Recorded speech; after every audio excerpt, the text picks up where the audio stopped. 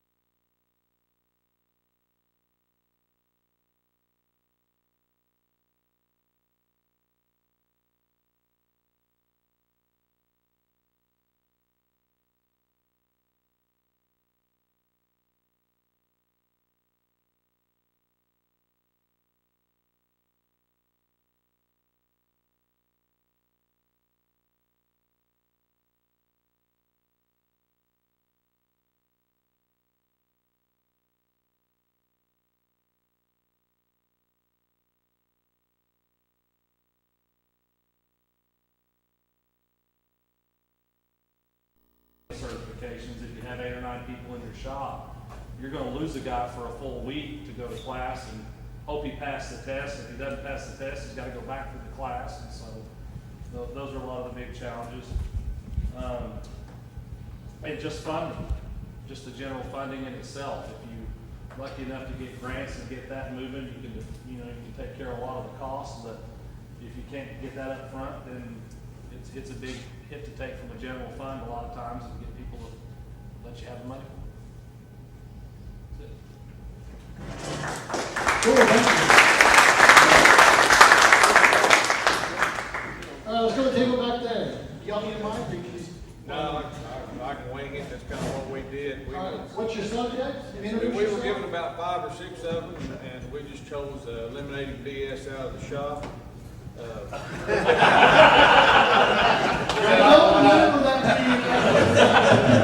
Technical term. Well, one thing we did talk about was replacement planning and funding. And like I said, we're with Lake Region Electric Co-op, and we're kind of the odd man out on this. We come here because we learn a lot because of the topics presented, but we're not really, don't really run our fleets. All of our fleets are, maintenance and stuff is pretty much farmed out. So those are some of the issues that we deal with. But like I said, we've gained a lot from this conference just by the information that's provided. We're grateful for it. But as far as what we do on replacement planning and funding, we've actually got a program set up where our gas engines are set up every 7 years, 150,000 for replacement. Our diesel engines are set up for basically 250,000 miles. And then our units are set up, different units are set up on an average of 20-year replacement cycle, which anybody that's in that business knows that they're pretty well worn out at that time. So everything we've got is pretty much set. We still have we're given the flexibility to be able to move around items as you see one wearing out ahead of the other, because it doesn't matter what name's on the front grill or what, it's all a piece of machinery, and one of them will work great for its life, and another one won't get past its warranty, and it's done. So we're given some flexibility there, but pretty much everything's scheduled out and set. Our board of directors approves everything, and then like I say, we're set on a calendar replacement year. Cool.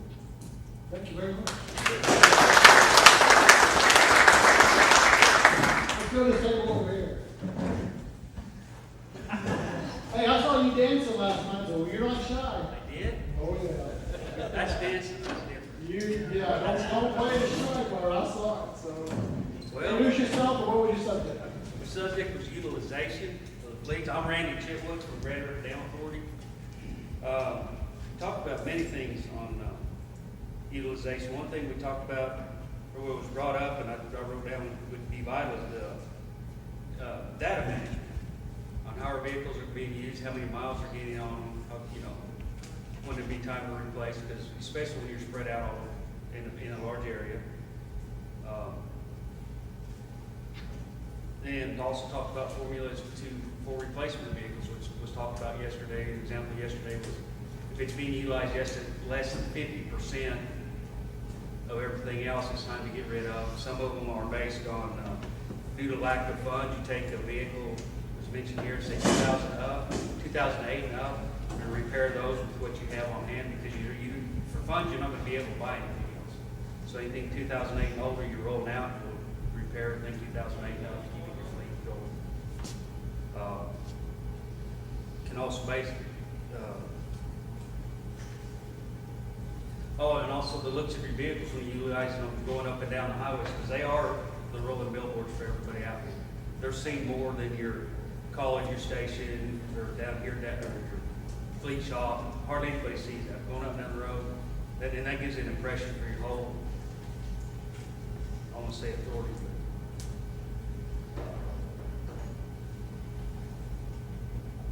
And then on utilization, if you have people checking out, multiple people using a vehicle, you have a program in place to track that. And are they using it properly, bringing it back? Has it been torn up and it comes back and not telling anybody? And also on your fleet maintenance, is it being done properly? Are they notifying you, or are you able to get what you need at the time you need it? That's about all we can really talk about. Good, thank you very much.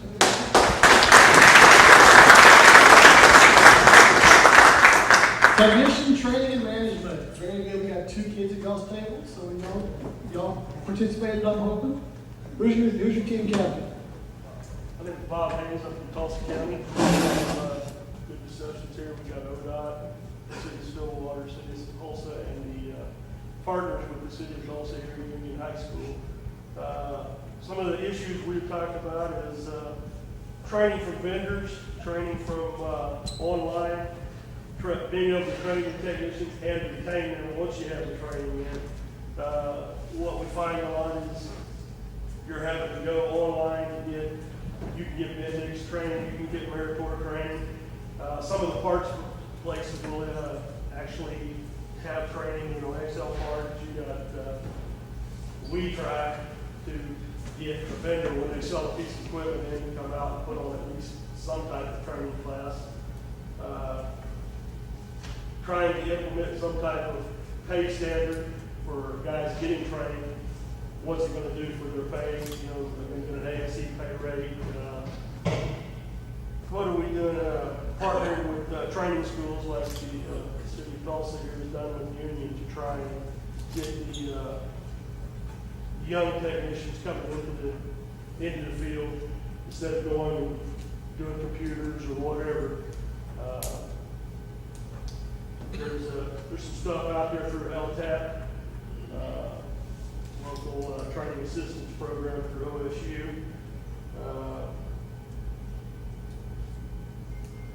Let's see here. We've on the management side, you've got to have a good flow of communication from the very top guy there in the shop, superintendent or whatever. We need to have good flow of communication all the way down, so everybody has a good picture of what we're going to be doing, projects that are coming up, so we know what pieces of equipment are going to need to be moved around, going to need to be looked at if they've set for a while, if we've got a road project coming up or something. Safety, that's on the management side again, making sure everybody has their PPE and is wearing it or observing safety rules.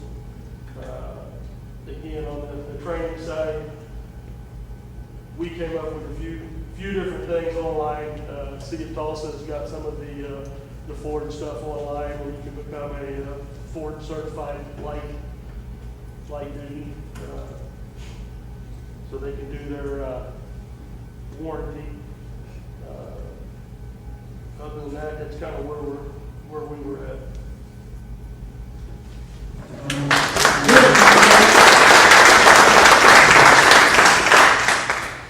Data management. As the data administrative department, you guys are talking to me. Hey, who's the person here? You're not on it, there's another. Yeah. We were all watching. Introduce yourself. You can walk by. Barry Ross with Department of Public Safety. We just discussed some of the issues that we're having trying to make, sort of implement and make it successful data management programs. Some of the things that we've noticed is trying to make the mechanics to sort of get aboard, buy into the program for them to understand how it will help. We have, I think, training issues as well as their abilities to work computers, understand how to integrate that from their work, and want to take the time to set their enter codes and enter numbers. And I'm getting ready to do this, and I got my wrench in my hand, and that's what you hire me for, not to be a computer person. So a possible solution we had is make sure we try to educate them and understand how the information that they'll provide on work orders will give us an accurate car cost, car history, make sure that we account for warranty work and anything that we can save money in that area. And probably until we put that on paper, we will be able to convince them this is how we're trying to save. We need to go say this is what we're doing to hire more mechanics and or pay better what we can justify on our expense savings. We also discussed how data management, trying to integrate it into fuel counts, and how that will also help the administrator be able to analyze costs. And some of the challenges we did speak of is maybe off-site integrating of the system, making sure that the repairs and the cost of fuel get tracked to that car, and be able to give an accurate history of that situation. Mainly, most of the stuff we spoke about was the challenges that we're seeing as this technology is catching up to, I'd say, most of us older folks in theory. It wasn't, these young folks right here are going to be right there at the beginning. It's folks that are 60 years old, and you're trying to say, do this. And the guy, when he started his career, was not doing that. So that's it. So. Very good.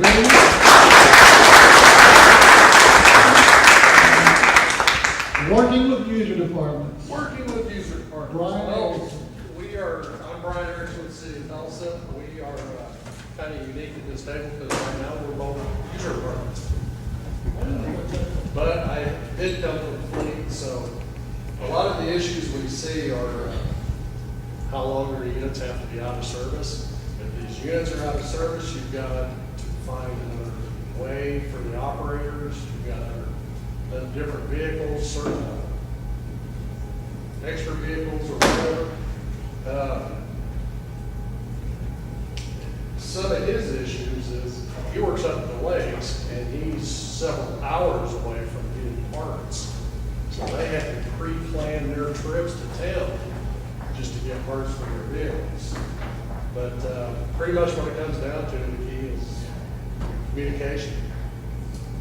You have to communicate with your user groups and just let them know where you're at. Very good. Thanks,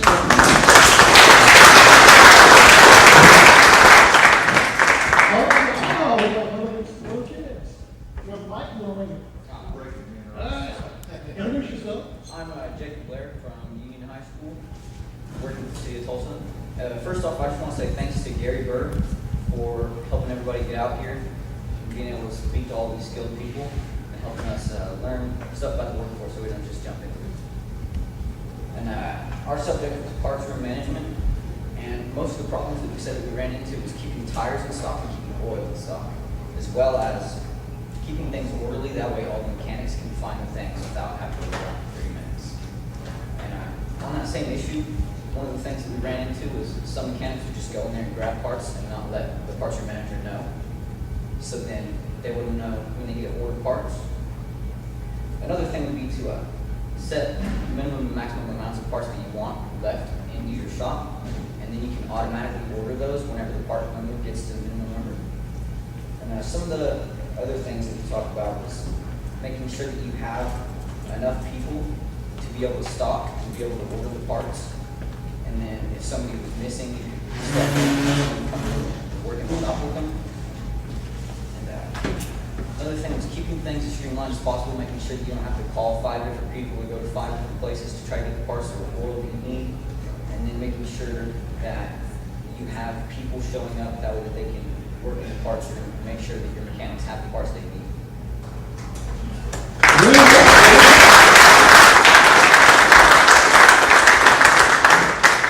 So what do y'all think?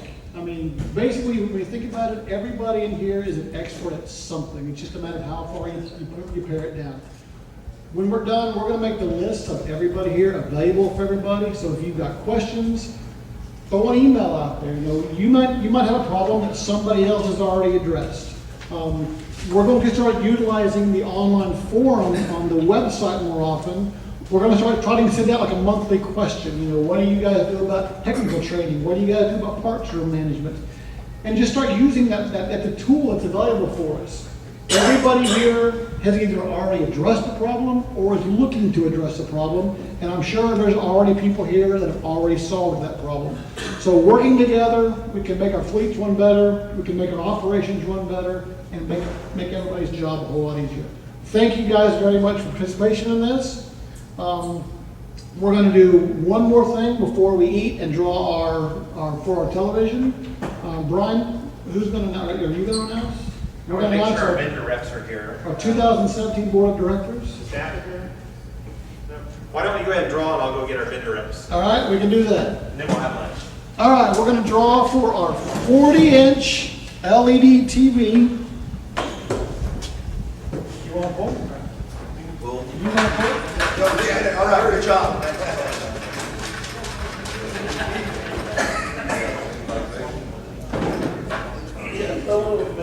262. 262.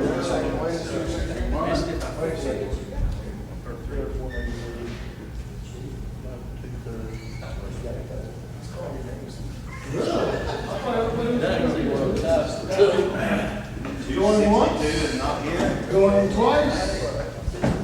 All right, pull another one. Either they didn't want it or they're not here. So.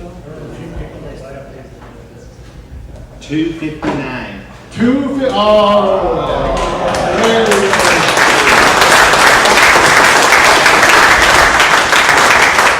You carry yourself. Yeah, enjoy. Congratulations. All right, we're going to wait for a few minutes.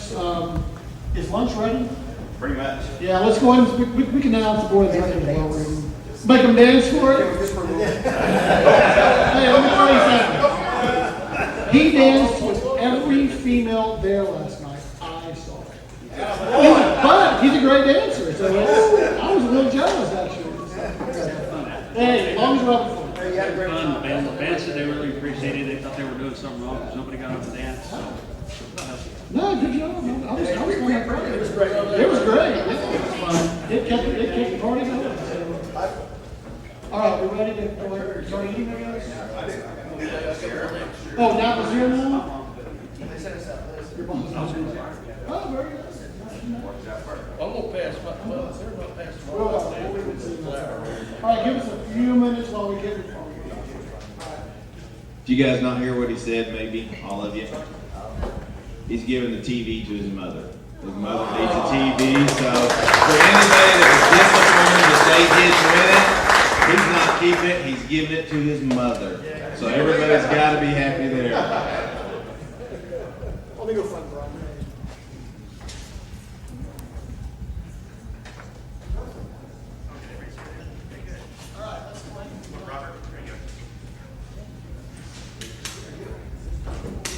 Okay, let's announce next year's board. And again, we're going to be asking you, please consider over the next year of serving on next year's board. We want to, the following year, we want to try to change that up every year so everyone can get involved. Sorry, I have to stare. Okay. When I call you up, please come to the front and we're going to take pictures. But the next year's president is going to be Dennis Bothell, City of Lawton.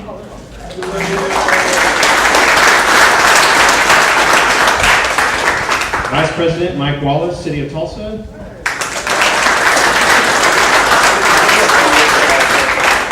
Associate Vice President Clay Norrell, Oklahoma Department of Transportation.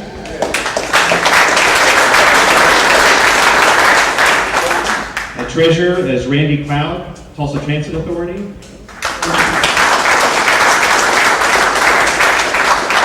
And Secretary will be Melissa Zermino. She couldn't make it.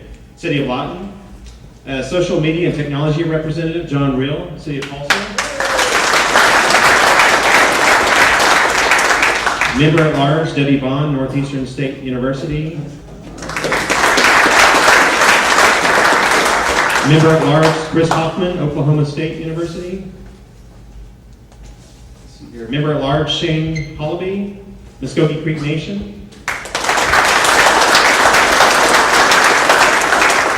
And then our vendor reps, again, every year we want to have new reps on the board, so please be considering to do that. Vendor Representative David Bailey with NAPA, IBS. Vendor Representative Ron Walker with Warren Cass. And then with U.S. Cellular, Vendor Rep Michelle Barnes.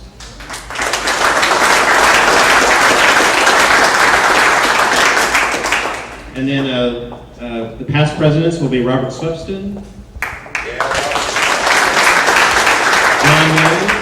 John Mason, and Brian Jenkins. So let's give all these members a hand, and then we'll take pictures, and then go to lunch.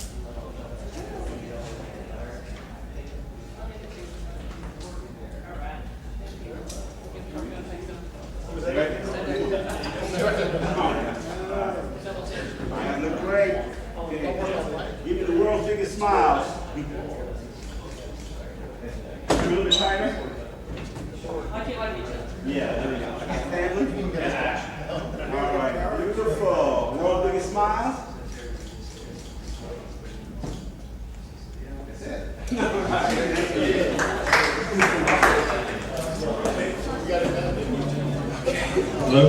There's also some previous board members in the room. I know Carol Waller with Gov Deals, previous vendor rep. Larry White, who's on this year's board. Then we have Mike White, who served on the first board a couple years ago. Anybody else I'm leaving on? Okay. All right, lunch is ready. It's going to be a baked potato bar. Before we leave, I want to thank the guys from Bare Bones Photography and Video. We're going to make these videos of all the sessions and all the photographs available for everybody. They're going to be on the website. You can watch them. You can show them to your staff if you want. Special thanks to you guys. We really appreciate you guys coming out. So.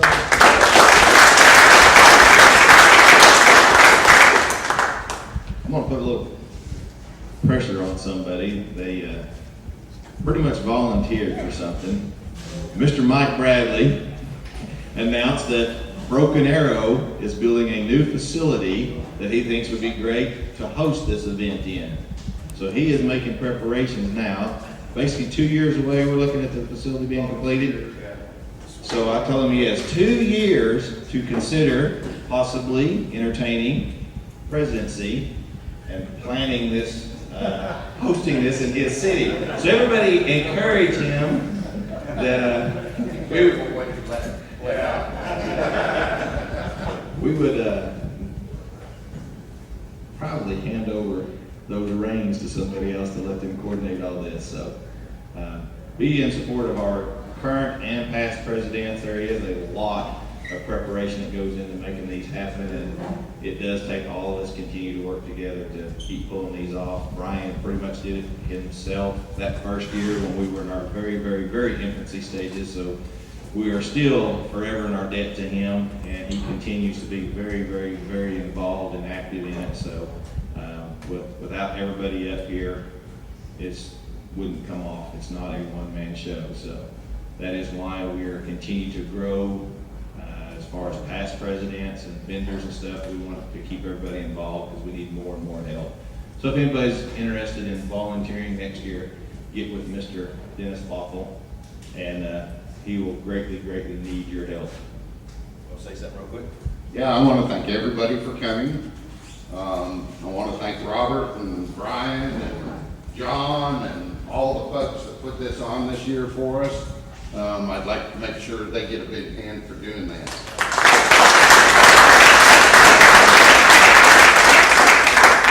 In the next month, look forward to getting some information all out to you, who the attendees were, and a little bit of networking information so we can all talk amongst each other.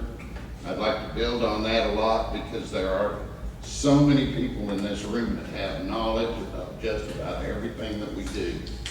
And it's important for everybody to be able to work together and pick each other's brains in order to provide the services that we do to all of our cities and fleets and all that. So with that, I'm going to shut up so everybody can go feed themselves. Okay? Thanks. After lunch.